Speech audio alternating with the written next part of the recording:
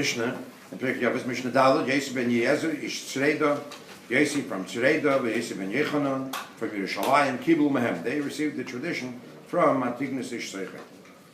So, Yosef ben Yezer, Ish Tzreida, here Beischa, Beisvad, L'Chachamim. Your house should be a meeting place for the Chachamim.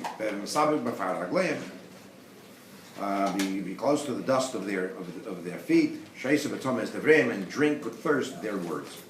He said before that the world stands on three things: Torah, Aveda, and Milos Chasad. On Torah, the men of the Great Assembly, they said three things, because how do you perpetuate? How do you make sure that Torah Shebal Peh is remembered and is kept? You have to have a lot of students. So this guy can say to himself, "I'm a busy man. I'm not a student. I don't go to yeshiva. What's going to be with me? How am I ever going to study Torah and carry on the tradition?" So Yossi says, "Yi beischa beisvad l'chachamim." Your house should be a meeting place for chachamim. If there are chachamim going from place to place, they don't have a place to stay. You should become the hotel. You become the meeting place for the chachamim. They need a place to get together, to have some discussions. Your house should be that place. So even though, if you're not sitting and you're not as smart as the chachamim, how can you compare yourself? You can't even maybe join in the conversation with these sages. But the fact that they're in your house, the fact that you hear them discussing things in your house, that alone will by osmosis, by listening, that will give you the opportunity to be able to study Torah as well.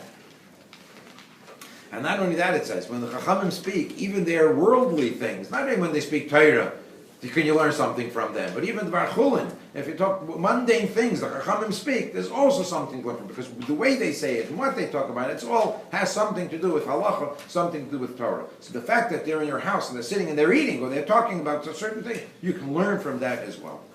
But there's an interesting statement from somebody, and he says, "Yehi beischa beisvad l'chachamim." That your house, what should be your real house? Your real house should be the beisvad l'chachamim, the meeting place, the yeshiva. That should be your house.